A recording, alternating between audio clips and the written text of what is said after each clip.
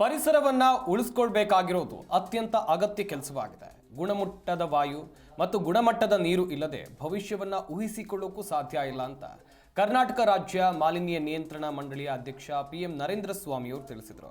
ಕಲಬುರಗಿಯಲ್ಲಿ ಯಾದಗಿರಿ ಜಿಲ್ಲೆಯ ಸಹಯೋಗದೊಂದಿಗೆ ನಡೆದ ಕರ್ನಾಟಕ ರಾಜ್ಯ ಮಾಲಿನ್ಯ ನಿಯಂತ್ರಣ ಮಂಡಳಿಯ ಸುವರ್ಣ ಮಹೋತ್ಸವದಲ್ಲಿ ಪ್ರಾಸ್ತಾವಿಕ ಭಾಷಣ ಮಾಡಿದ PM ನರೇಂದ್ರ ಸ್ವಾಮಿ ಅವರು ಕಲಬುರಗಿ ಜಿಲ್ಲೆಯಲ್ಲಿ 8 ಸಿಮೆಂಟ್ ಕಾರ್ಖಾನೆಗಳು, ಒಟ್ಟು 349 ಕಾರ್ಖಾನೆಗಳಿವೆ.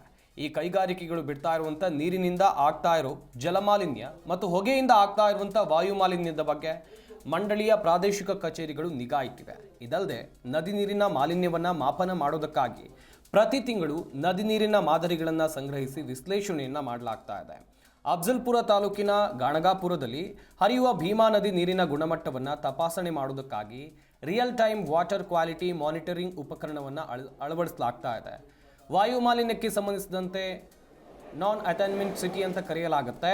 ಈ ಪ್ರಮಾಣ ಧೂಳು ಮತ್ತು ವಾಯು ಮಾಲಿನ್ಯ ತಗ್ಗುವಿಕೆ ಅತಿ ಹೆಚ್ಚಿನ ಸಂಖ್ಯೆಯಲ್ಲಿ ಗಿಡ ಮರಗಳನ್ನು ನೆಟ್ಟಿರುವುದು ಕಾರಣ ಆಗಿದೆ ಅಂತ ವಿವರಣೆಯನ್ನು ಕೊಟ್ಟರು.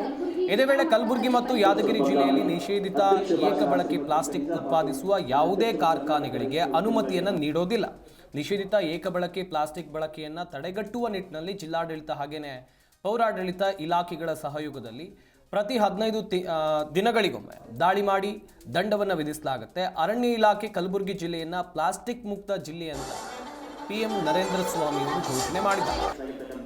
PM ನರೇಂದ್ರ ಸ್ವಾಮಿ ಸರ್ ಅವರಿಗೆ ಅಭಿನಂದನೆ ಸಲ್ಲಿಸ್ತಾ ಈಗ ತಾನೇ ಆಗಮಿಸಿರ್ತಕ್ಕಂಥ ನಮ್ಮ ಚಂದ್ರಶೇಖರ್ ಸನ್ಮಾನ ಹಾಗೂ ಹೃತ್ಪೂರ್ವಕವಾದ ಸ್ವಾಗತವನ್ನು ಬಯಸ್ತೇವೆ.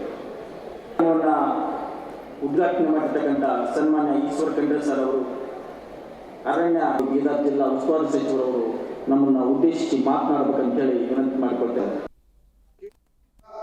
ಜಲ ಹಾಗೂ ವಾಯು ನಿಯಂತ್ರಣ ಕಾಯ್ದೆ ಇವುಗಳಿಗೆ ಜವಾಬ್ದಾರಿಯಾಗಿ ತೀರ್ಮಾನವನ್ನು ಕೈಗೊಂಡಂತ ಸಂದರ್ಭ ಮತ್ತು ಅದರ ರೂವಾರಿಗಳನ್ನ ನಾವು ಜವಾಬ್ದಾರಿಯುತವಾಗಿ ಈ ನಾಡಿನ ಜನತೆಗೆ ಅರಿವು ಉಂಟು ಮಾಡತಕ್ಕಂಥ ಜೊತೆನಲ್ಲಿ ಆ ಕಾಯ್ದೆಯ ಮೂಲೋದ್ದೇಶ ಮತ್ತು ಅದರ ಜೊತೆನಲ್ಲಿ ಭವಿಷ್ಯತ್ತಿಗೆ ನಮ್ಮ ಜನರಿಗೆ ಈ ಕಾಯ್ದೆಯಿಂದ ಯಾವ ರೀತಿಯ ಭವಿಷ್ಯತ್ತನ್ನ ರೂಪಿಸಲಿಕ್ಕೆ ಸಾಧ್ಯ ಉಂಟು ಮತ್ತು ಅವರ ರಕ್ಷಣೆಯನ್ನ ಮಾಡಲಿಕ್ಕೆ ಸಾಧ್ಯ ಉಂಟು ಅನ್ನೋಂಥ ವಿಚಾರವನ್ನ ಪ್ರಚಾರ ಮಾಡೋದು ಸೂಕ್ತ ಅನ್ನೋ ತೀರ್ಮಾನಕ್ಕೋಸ್ಕರ ನಮ್ಮ ಮಂಡಳಿ ಕೈಗೊಂಡಂತ ಕ್ರಮ.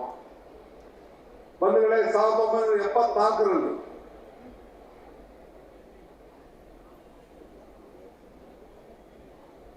ನಮ್ಮ ಮಾಲಿನ್ಯ ನಿಯಂತ್ರಣ ಮಂಡಳಿ ಸ್ಥಾಪನೆ ಆದದ್ದು 1974ರಲ್ಲಿ. ಇದಕ್ಕೆ ಕಾರಣ 1972ರಲ್ಲಿ ವಿಶ್ವಸಂಸ್ಥೆಯಿಂದ ನಡೆಸಲ್ಪಟ್ಟಂತ ಸ್ಟಾಕ್ಹೋಮ್ ನಲ್ಲಿ ನಡೆದಂತ ಅಂತಾರಾಷ್ಟ್ರೀಯ ಸಮ್ಮೇಳನ, ಅದು ಪರಿಸರದ ವಿಚಾರವಾಗಿ. ಆ ಒಂದು ಸಮ್ಮೇಳನದಲ್ಲಿ ನಮ್ಮ ಧೀಮಂತ ನಾಯಕಿ ದುರ್ಗೆ ಅಂತ ಖ್ಯಾತಿಯಾಗಿದ್ದಂತ ದೂರದೃಷ್ಟಿಯ ನಾಯಕಿ ಶ್ರೀಮತಿ ಇಂದಿರಾ ಗಾಂಧಿ ಅವರು ಆ ಕಾರ್ಯಕ್ರಮದಲ್ಲಿ ಭಾಗಿಯಾಗಿ ನಮ್ಮ ಮಂಡಳಿ ಸ್ಥಾಪನೆಗೆ 50 ವರ್ಷ ತುಂಬಿದ ಸಂದರ್ಭದಲ್ಲಿ ಸುವರ್ಣ ಮಹೋತ್ಸವವನ್ನು ಸಾರ್ವಜನಿಕರಿಗೆ ಮಂಡಳಿಯ ಕಾರ್ಯವ್ಯಾಪ್ತಿ, ಕಾಯ್ದೆ ಮತ್ತು ಪರಿಸರದ ಅರಿವನ್ನು ಮೂಡಿಸ್ತಕ್ಕಂಥ ಜವಾಬ್ದಾರಿಯ ಕಾರ್ಯಕ್ರಮಗಳನ್ನ ಜಿಲ್ಲಾವಾರು ಮಾಡ್ತಾಯಿದೆ. ಇದು ಸರ್ಕಾರದ ಒಂದು ಅನುಮೋದನೆ ಮೇರೆಗೆ ನಮ್ಮ ಮಂಡಳಿ ಈ ಕಾರ್ಯಕ್ರಮವನ್ನು ಸ್ಥಳೀಯ ಆಡಳಿತದ ಜವಾಬ್ದಾರಿನಲ್ಲಿ ಈ ಕಾರ್ಯಕ್ರಮವನ್ನು ಮಾಡ್ತೀವಿ. ಪ್ರಮುಖವಾಗಿ ಇದರಲ್ಲಿ ಈ ಕಾಯ್ದೆ ಮತ್ತು ಮಂಡಳಿ ಸ್ಥಾಪನೆಗೆ ನಮ್ಮ ಅಧಿನಾಯಕಿ ಅಂದಿನ ಪ್ರಧಾನಮಂತ್ರಿ ಶ್ರೀಮತಿ ಇಂದಿರಾ ಗಾಂಧಿಯವರು ಇದಕ್ಕೆ ಅಡಿಗಲ್ಲು ಹಾಕಿದವರು ಮತ್ತು ಇದರ ದೂರದೃಷ್ಟಿಯನ್ನು ಇಟ್ಟವರು. ಆ ಜವಾಬ್ದಾರಿನಲ್ಲಿ ಅವ್ರನ್ನೂ ಸ್ಮರಿಸ್ತಾ ಪರಿಸರದ ಕಾಳಜಿಯನ್ನು ನಾಡಿನಾದ್ಯಂತ ಬಿತ್ತುವಂಥ ಸಾರ್ವಜನಿಕ ಸಹಭಾಗಿತ್ವ ಮತ್ತು ಈ ಪರಿಸರವಾದಿಗಳು ನಮ್ಮ ಜೊತೆಯಲ್ಲಿ ಕೈ ಜೋಡಿಸಿ ಈ ಪರಿಸರಕ್ಕೆ ಪೂರಕವಾಗಿ ದುಡಿತಾ ಇರ್ತಕ್ಕಂಥವ್ರು, ಉದ್ದಿಮೆಯವರು, ಭವಿಷ್ಯತ್ತಿನ ಪೀಳಿಗೆ ಆದಂಥ ವಿದ್ಯಾರ್ಥಿಗಳು, ಯುವಕರನ್ನ ನಾವು